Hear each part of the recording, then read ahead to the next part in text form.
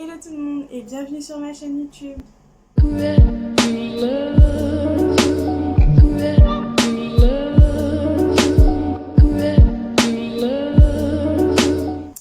Bonjour à tous et à tous, donc aujourd'hui comme vous avez vu dans le titre de la vidéo, je vais faire une vidéo sur le sommeil de l'enfant.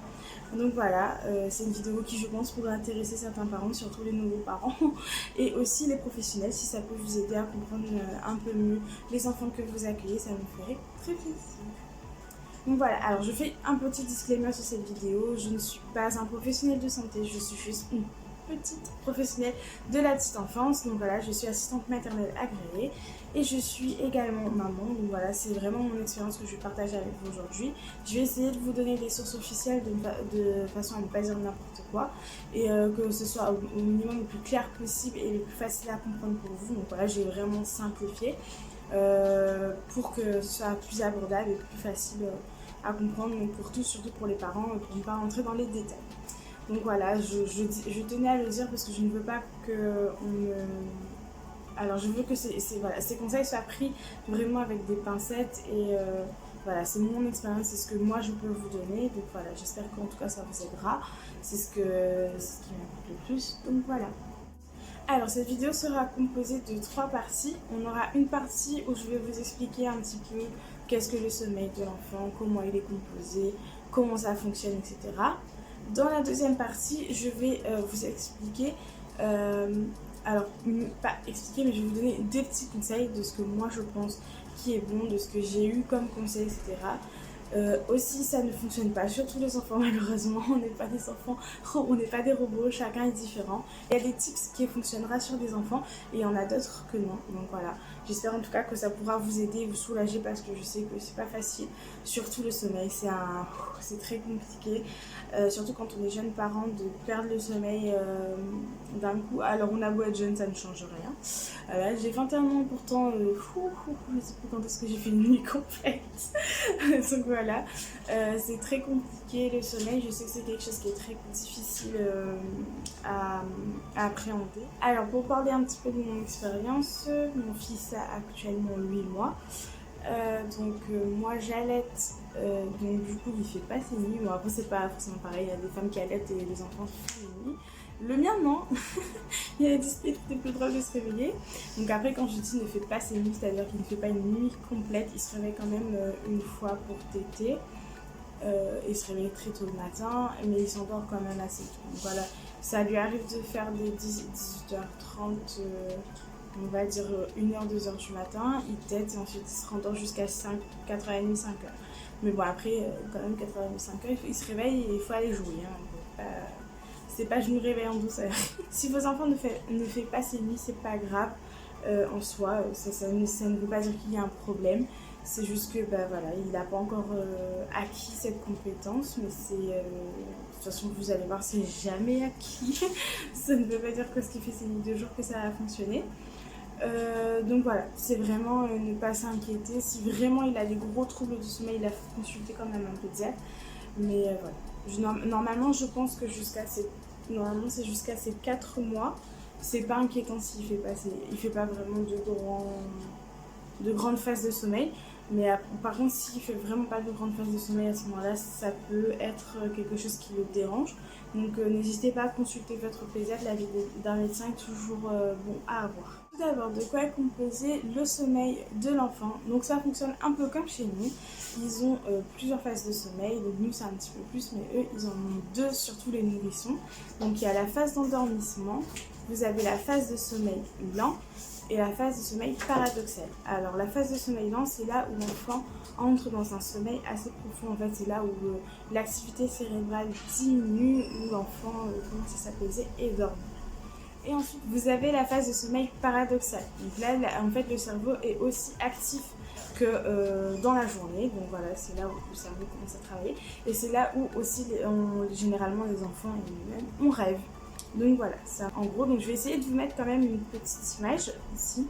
Donc voilà, un petit cheminement de train que je trouve très utile parce que voilà, en fait c'est là où on vous explique un petit peu comment ça fonctionne au niveau du train. Donc en fait les enfants ont entre 4 et 6 cycles par nuit. donc qui alterne entre sommeil paradoxal, sommeil lent. Donc voilà, c'est un peu voilà.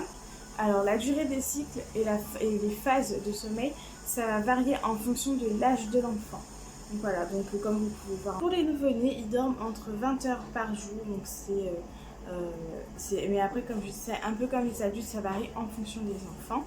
Donc normalement pour les nouveau-nés c'est 20 heures, 20 heures. Ensuite à peu près à 4 mois, donc au 4e mois, ça va se diminuer un petit peu, ça va être entre 14 et 16 heures.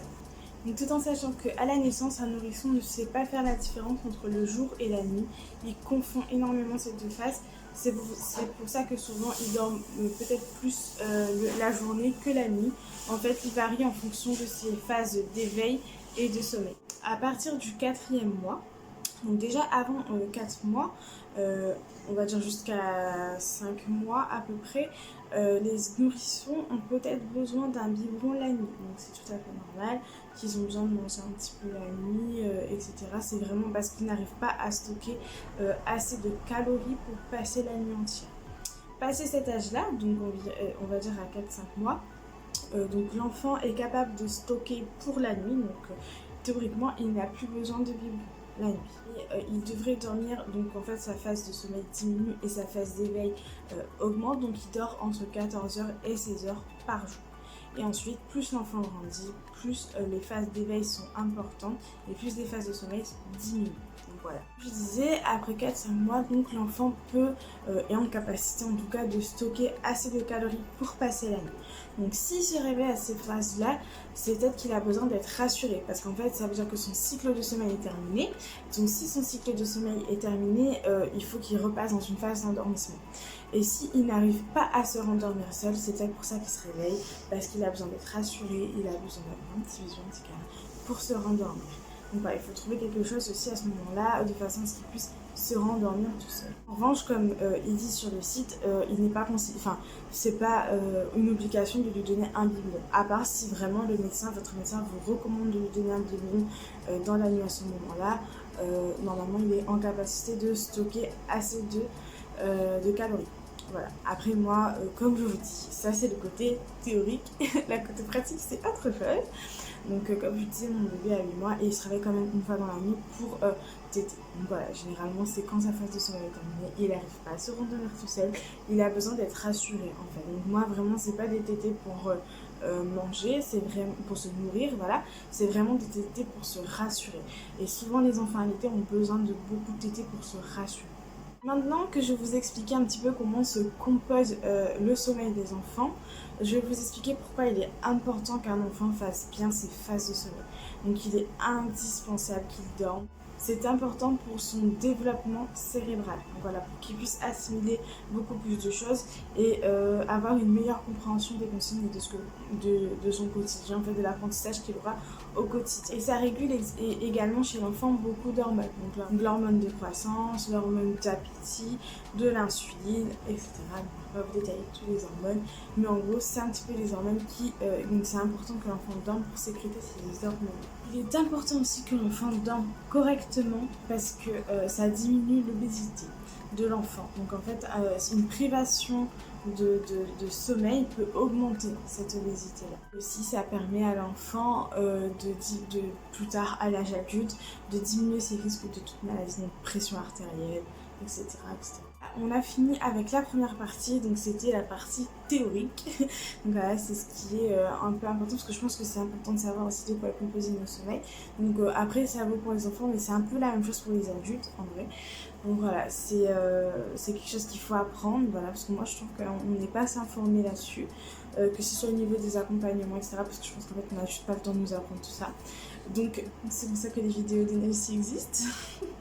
Donc voilà, c'était important que pour moi de vous dire et de vous expliquer comment ça fonctionne, parce que ça peut vous permettre aussi de résoudre beaucoup de problèmes. Donc comment essayer de favoriser le sommeil de l'enfant. Donc tout d'abord, le premier truc que j'aurais à vous dire, c'est de respecter le rythme de sommeil de l'enfant. Alors ça, c'est le number one et je pense que ça vaut pour toute l'éducation que vous avez avec votre enfant, c'est de respecter l'enfant en fait, de respecter son entièreté, sa personne, donc aussi ce qui passe par respecter son sommeil. Donc quand je parle de respecter le rythme de sommeil de l'enfant, c'est ne pas le réveiller.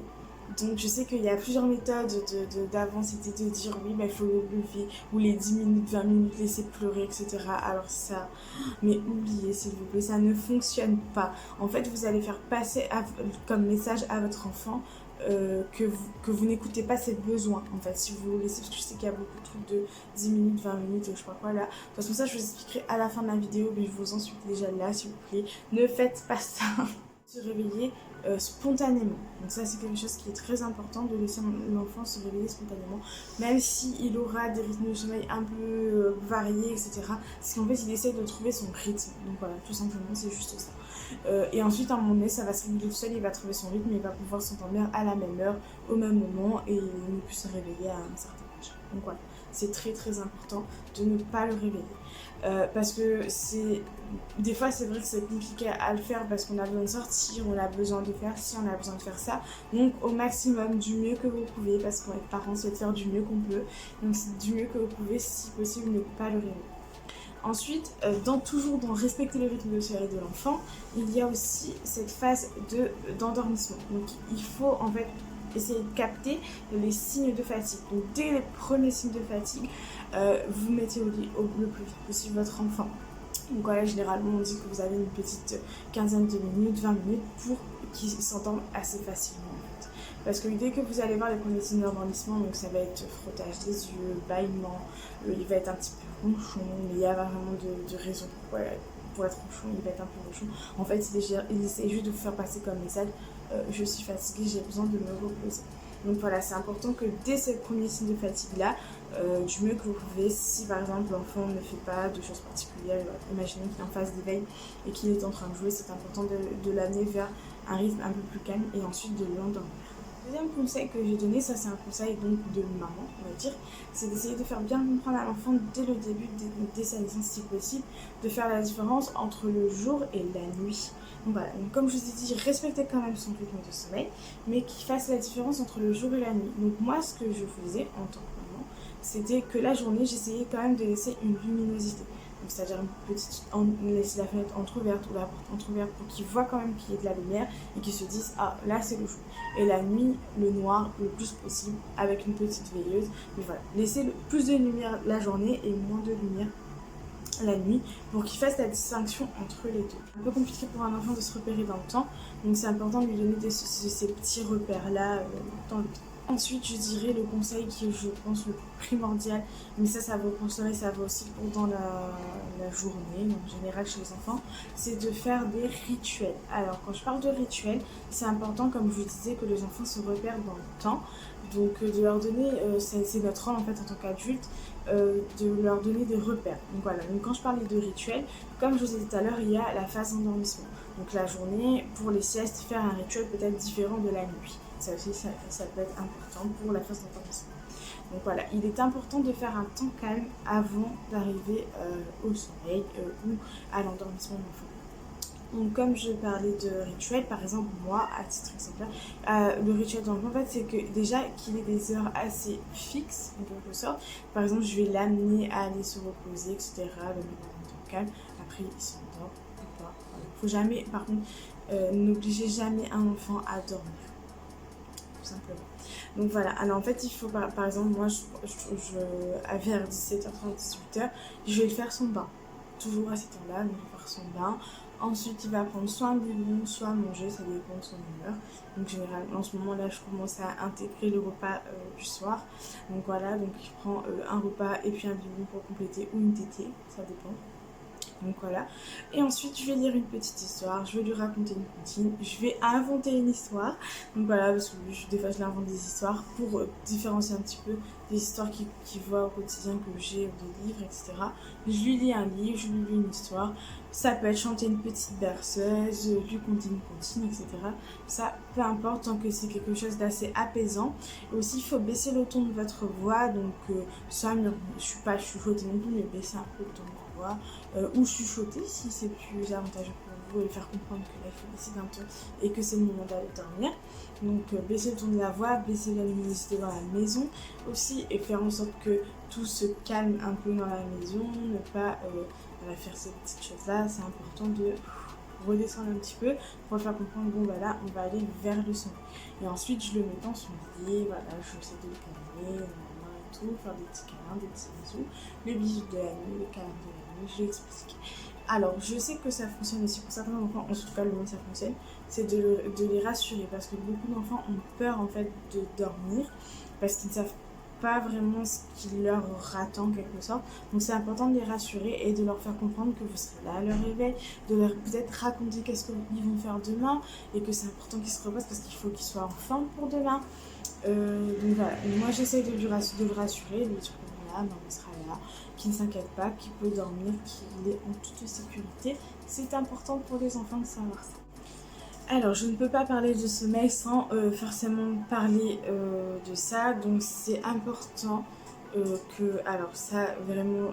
Je vais faire deux parties. Une partie pro, une partie maman.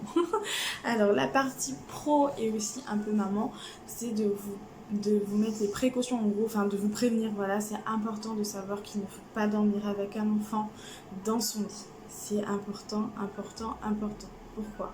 Parce que vous risquez de l'étouffer. Donc que ce soit avec la couette, qui se retourne, que votre mari ou vous, votre conjointe ou vous, ou votre femme et vous, ça dépend, la personne qui dort avec vous quoi, ou vous-même, puisse écraser l'enfant, ou même lui s'étouffer de lui-même avec la couette, etc. Je sais que c'est très très difficile, mais voilà, c'est important que l'enfant dorme pas dans votre lit. Par contre, il est recommandé que l'enfant dorme avec vous, enfin dans votre chambre, mais pas dans le lit, dans votre chambre jusqu'à ses 6 mois. Après 6 mois, il peut avoir son espace avec lui, son espace un petit peu dans sa chambre. Ça dépend de la configuration et si surtout l'espace le permet. Donc voilà, c'est important que surtout il ne dorme pas dans votre lit parce que c'est très très très dangereux.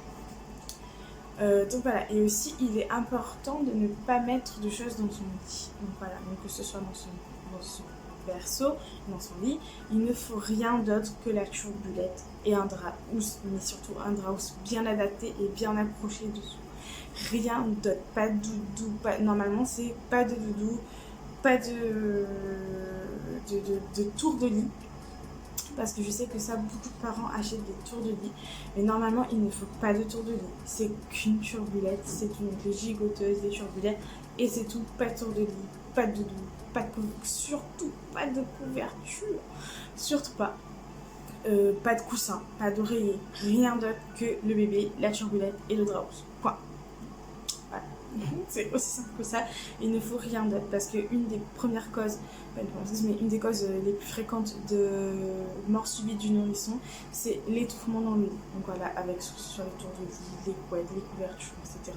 Donc voilà, faites très attention, c'est important, vraiment, vraiment, vraiment. Ne mettez rien dans les lits de l'enfant à part la turbulette. Voilà, ça c'est le côté pro. Maintenant je parlais côté maman.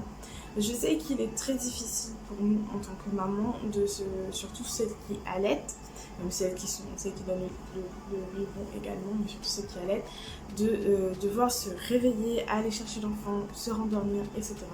C'est un peu compliqué. Donc, moi, le conseil que j'ai à vous donner sur ce sujet-là, c'est un truc magique qui a été inventé, c'est le cododo. C'est super pratique. Le cododo il est pratique parce qu'en fait vous pouvez le coller à votre lit sans que l'enfant soit avec vous dans le lit mais qu'il soit dans son lit à lui, et ce qui vous permet aussi de le prendre la nuit, juste de le récupérer, de le sein et de le remettre dans son lit. Voilà, important de le remettre dans son lit. Donc, c'est vrai que c'est très difficile des fois de se réveiller. Moi je vous l'avoue, hein, je sais que c'est pas bien, ne faites pas ce que je fais, faites ce que je dis, ne faites pas ce que je fais, que mon fils dort encore avec moi parce que en fait j'ai eu beaucoup de mal au début. Alors au début jusqu'à ces 3-4 mois, il dormait dans son lit. Je me réveillais la nuit, je lui donnais, etc. Sauf qu'à un moment donné, accumulant la fatigue, j'ai réussi en fait, parce qu'avant je n'arrivais pas à donner le sein allongé. Ensuite j'ai réussi à donner le sein allongé. Et là ça a été une révolution pour moi, parce que je me suis dit, oh c'est trop bien, je peux me reposer un petit peu en donnant le sein. Donc j'ai réussi à lui donner le sein allongé. Et des fois je m'endormais. Donc du coup j'oubliais de le remettre dans son lit en fait. Donc voilà, et il a pris cette habitude de rester à côté de maman dans le lit. Donc voilà, je sais que c'est pas bien. Je sais, surtout mon côté professionnel me dit mais si, c'est pas bien, il faut pas que tu le mettes dans ton lit, il faut que je le mette à côté de toi. Mais franchement, même moi, je n'y arrive plus en fait, ça ne me rassure pas.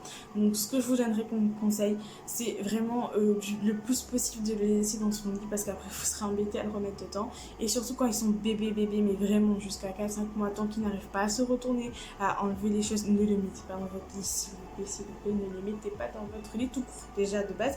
Mais si vous pouvez éviter de les mettre dans votre lit à ces âges-là, parce que c'est là où il y a le plus que de risques, même si après il y a toujours des risques. Mais voilà, c'est un peu, on va dire moins risqué parce que c'est pas vrai, mais voilà, le risque zéro n'existe pas. Donc voilà. Il est important que voilà. Mais comme je disais, moi actuellement il dort encore dans mon lit. Donc là on est en phase de séparation. J'essaie de le remettre dans son berceau ou dans son lit à barreaux. C'est encore un peu compliqué, mais voilà, on va y arriver petit à petit avec lui. Et donc ce que je vous donnerais comme conseil, c'est ça, c'est vraiment déjà de base, ne pas le mettre du tout dans votre lit et essayer de faire en sorte de le remettre dans son lit. Dans le code 2, c'est important et c'est plus pratique pour vous et pour essayer de faire au mieux. Comme je vous dis, on est maman, on n'a pas la science infuse, il n'y a pas de mode d'emploi pour être parent, donc on fait du mieux qu'on peut. Tant que l'enfant est en sécurité, c'est le principal, et aussi qu'il soit rassuré. La sécurité passe aussi par la sécurité affective de l'enfant, donc qu'il soit rassuré au maximum. Tout ce qui est le rassurer affectivement, etc. C'est important aussi que l'enfant se sente rassuré et écouté. Donc voilà, c'est vrai qu'au début, les enfants ont besoin beaucoup d'être proches de maman et c'est normal parce que on a besoin de notre maman. Donc voilà, c'est important. Donc c'est pour ça que dormir dans la chambre, c'est vraiment une bonne idée jusqu'à ces 6 mois. Après, si vous voulez passer votre choix, et libre à vous de faire comme vous voulez. Voilà, ensuite je vais passer un petit peu au, on va dire, préjugés, en quelque sorte qu'on appelle ça comme ça, les préjugés. C'est ce que j'ai pu entendre et qu'il faut, pour moi, à mon sens, en tant que professionnelle en tout cas, et en tant que maman aussi, ne pas faire.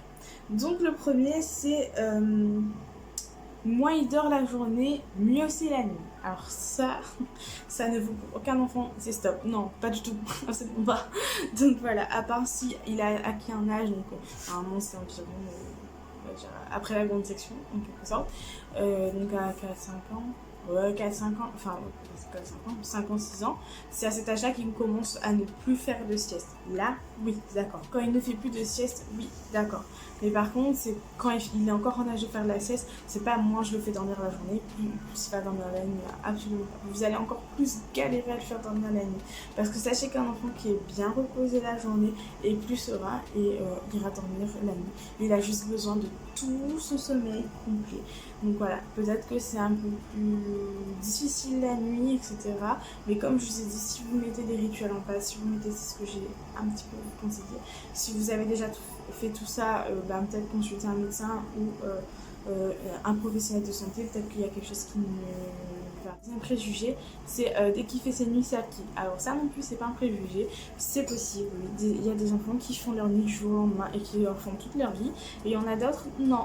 Donc voilà, ne vous stressez pas s'il a fait ses nuits, ne vous enthousiasmez pas à dire « Oh, il a fait des nuits de nuit, oh là c'est super, il a acquis ». Pas forcément. Il y en a, ils font 2 nuits après ces 3 nuits, etc.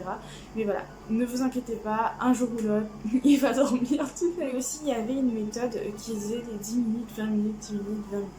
Alors ça, parce que je sais que c'est un grand débat, je vais parler pour mon expérience personnelle, à titre personnel, je le répète, pour moi, non, pas du tout en fait. Il n'y a pas à faire ça, je trouve ça très dur de laisser un enfant pleurer. On n'a pas à laisser un enfant pleurer parce que comme je disais, vous allez faire refléter à votre enfant juste que vous n'écoutez pas son besoin. En fait, son besoin à ce moment-là, c'est qu'il a besoin peut-être d'être rassuré, peut-être qu'il a besoin de manger, peut-être qu'il a peur tout simplement d'être dans son lit ou dans sa chambre tout seul. Donc il faut juste le rassurer, essayer de l'accompagner. C'est important d'accompagner vos enfants, que ce soit dans l'endormissement, pendant leur sommeil, et les écouter tout simplement. Vous savez, je trouve que c'est un peu bête à dire, mais c'est vrai, plus on écoute un enfant, plus on comprend, mieux ça se passe en fait, tout simplement. En tout cas, que cette vidéo vous aura aidé. Donc voilà un petit peu tout ce que j'avais à vous dire sur le sommeil. N'hésitez pas à me dire en commentaire si cette vidéo vous a aidé, si cette vidéo vous a donné des petits conseils qui aurait pu vous aider quoi, et si ça vous a éclairci un petit peu au niveau du sommeil de vos enfants ou des enfants que vous accueillez. Donc voilà, En tout cas, voilà, j'espère que cette vidéo vous a plu. N'hésitez pas à me laisser un petit commentaire, à vous abonner sur la cloche là, c'est gratuit. Activez la cloche aussi, les notifications, mettez toutes, c'est important. Donc voilà, n'hésitez pas à vous abonner, à mettre un petit pouce vers le haut si ça vous a plu et à me suivre sur ma page Instagram et TikTok aussi si vous voulez. Donc voilà, j'espère que je vous fais de gros bisous. Bye bye.